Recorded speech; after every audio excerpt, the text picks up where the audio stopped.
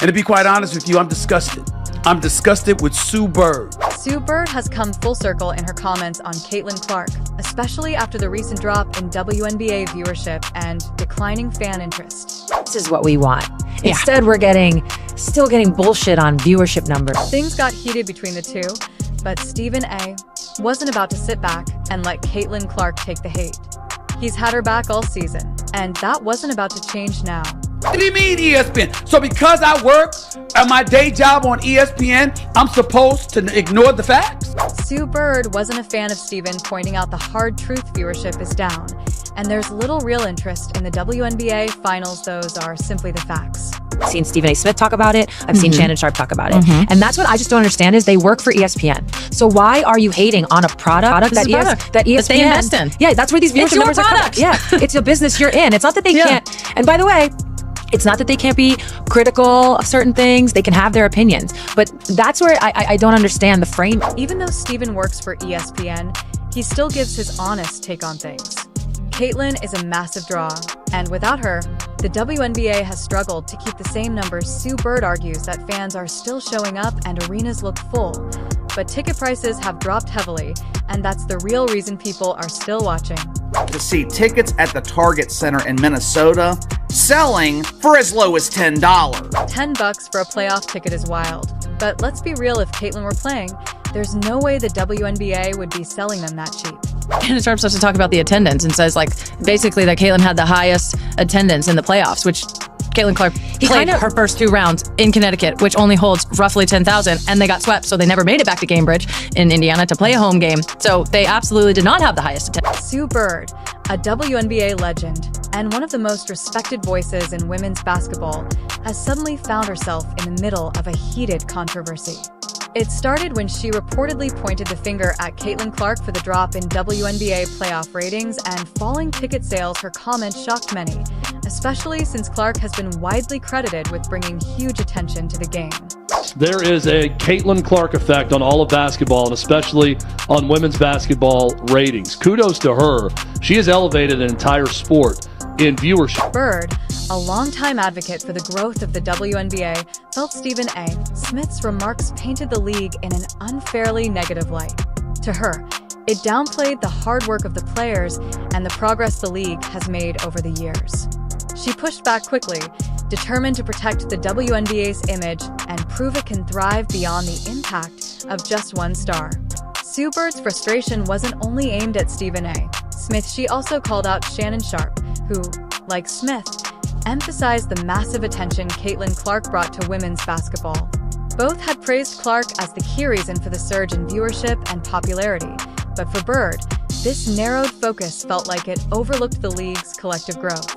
As someone deeply invested in women's basketball, Bird stood firm in her belief that the WNBA's success should not hinge on a single player, but instead be built on the collective effort of all its athletes. With Stephen A. and with Shannon, there's an aspect of them like defending their stances on her. Like, we were right about Caitlin and this is our defense. And I still think there's something twisted there because nobody ever said that Caitlin wasn't going to be a marketing gem, a unicorn. The reality is tough to ignore. Caitlin Clark's dominance in college basketball brought unprecedented attention, and many expected that momentum to carry straight into the WNBA playoffs. But without her, the league faced a major challenge: how to keep the excitement and fan engagement she created. Suddenly, the WNBA was left scrambling to fill the void her absence created and hold on to that same level of interest. But if you guys take a look at the stands, all the seats, even the courtside seats, are empty. One way the WNBA tried to counter the drop in interest was by slashing playoff ticket prices. Fans quickly noticed that without Caitlin Clark, prices had fallen sharply, a clear sign the league was working hard to fill seats. On the surface, it looked like games were selling out and attendance was strong, but the reality was more complex. Lowering prices was a strategic move to avoid the embarrassment of empty arenas during big matchups. While it created the appearance of high demand, it didn't reflect true fan interest. The fuller stadiums masked the deeper issue. Without Clark, the energy and attention just weren't the same. We've been to the Liberty Games. They're full. It looks full in Vegas. It looks full every single place that you go. TD Garden sold out when Caitlin wasn't playing there for a regular season. Had the WNBA kept ticket prices at the same level as during Caitlin Clark's season, arenas likely would have looked much emptier. By lowering prices, the league managed to fill seats and create the appearance of strong attendance, but that strategy only worked in the short term. The numbers tell a different story. Without the buzz and excitement Clark consistently brought, the WNBA has struggled to hold fan interest. What makes this more surprising is Sue Bird's stance. Early on, she was one of the first to recognize Clark's potential to transform women's basketball. Her recent shift in tone suggests she's now more focused on protecting the league's long-term image than highlighting one player's influence. It's nonsense about things that Caitlin was doing wrong when, in my personal opinion, she was doing nothing but going out there and playing great basketball every night and ignoring the hate that was coming to her from all sides, not only from fans. What's clear now is that Caitlin Clark's ability to draw massive attention to women's basketball has made her both a hero and, in some circles, a target. It's a familiar pattern in sports athletes who rise to stardom quickly often face pushback, not just from rivals, but sometimes from within their own industry. For every fan who celebrates Clark's meteoric rise, there are others who see her success as a disruption to the established order. Even WNBA legend Cheryl Swoops has shared mixed feelings about Clark's impact. Will Caitlin Clark come into the WNBA and do what she's doing right now? Immediately? Absolutely not. Without players like Caitlin Clark, the league struggles to hold the same level of excitement and attention. She didn't just attract hardcore basketball fans, she pulled in casual viewers too, reaching the broader audience the WNBA has long been chasing. But once she's out of the spotlight, the league finds it tough to sustain that same fan engagement and energy. Without Clark's star power, maintaining widespread interest becomes a much steeper challenge. And while the WNBA has made real progress in recent years, building its fan base and visibility, it still faces major hurdles in securing consistent attention and support. Caitlin Clark was a rare phenomenon, a player whose talent and personality transcended the sport, bringing in people who might never have watched women's basketball otherwise. Made people stick around and want to watch the others. A rising tide lifts all boats, which is what we were saying, both Shannon Sharp and myself, when we addressed that issue. Why would you say a quote like that? We work for ESPN, so I'm supposed to turn a blind eye and a deaf ear to the facts? That ain't what we do. Her ability to capture casual fans sparked a surge of interest that the league has struggled to replicate. Now, in her absence, the WNBA is left trying to figure out how to keep that momentum alive, sustain the excitement she created, and fill the void left by her star power. Caitlin Clark, meanwhile, has stayed locked in on her game, continuing to perform at an elite level despite the constant noise and attention around her. But as her star keeps rising, so does the number of detractors. Whether fueled by jealousy or insecurity, some people inevitably push back against an athlete who seems to have it all: rapid success, huge fan admiration, and undeniable talent. You're going to see WNBA playoff viewership down now that Caitlin is out. And is that somewhat factually accurate? Yes. It's not accurate. Viewership numbers with Caitlin Clark are astronomical. She is a big draw. Yeah. She brings in all the things. We know this, we've said it. Despite the massive positive impact she's had on the game, Caitlin Clark has faced her share of critics and haters. Many of them seem more interested in tearing down her success than recognizing the excitement and attention she's brought to women's basketball. Yet Clark has remained focused, handling the pressure with composure as she continues to raise both her game and the sport itself. What makes the situation especially frustrating is that the criticism directed at Clark isn't based on anything she's done wrong. In fact, her popularity has only benefited women's basketball, bringing new fans, sparking conversations about the future, and elevating the WNBA as a whole.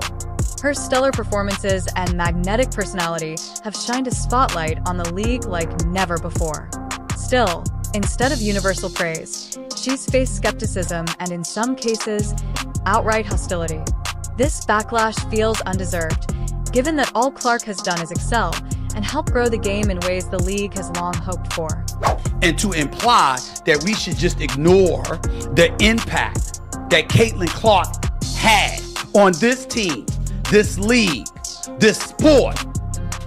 Nah, it doesn't work that way. The pattern of tearing down successful female athletes is nothing new, but it's especially disappointing in women's basketball, a sport still fighting for mainstream respect and recognition.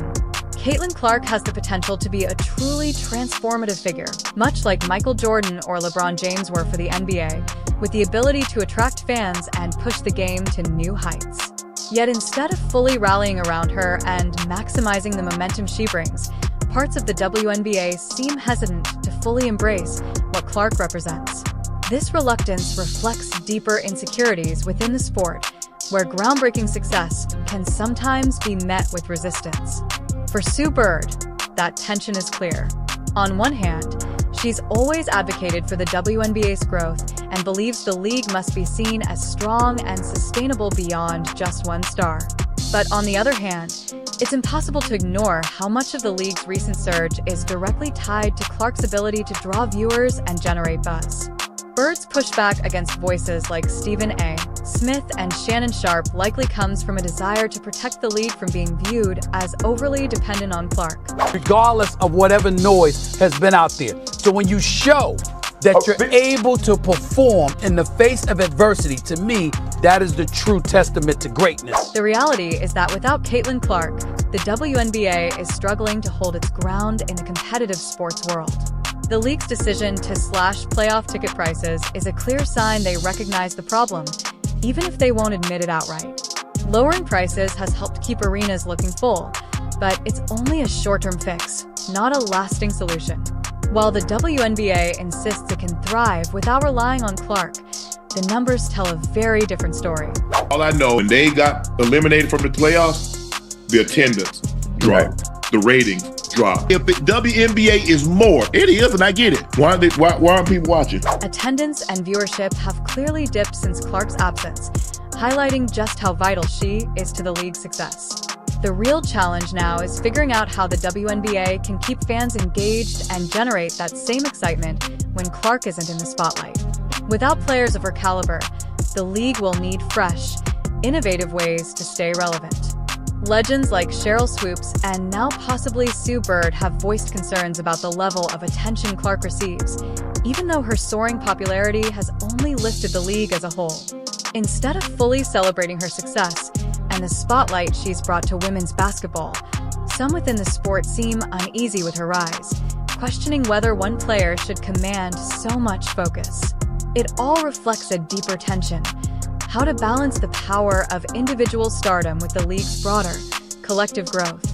You had people fighting tooth and nail the entire season, not wanting it to be this way because other people weren't getting flowers, or she was getting too much attention, or she gets a special whistle, or I'm gonna check her off the ball here just because. At the end of the day, Caitlin Clark has only done positive things for the WNBA. She's drawn in new fans, boosted viewership, and created buzz around women's basketball like the league has never seen before.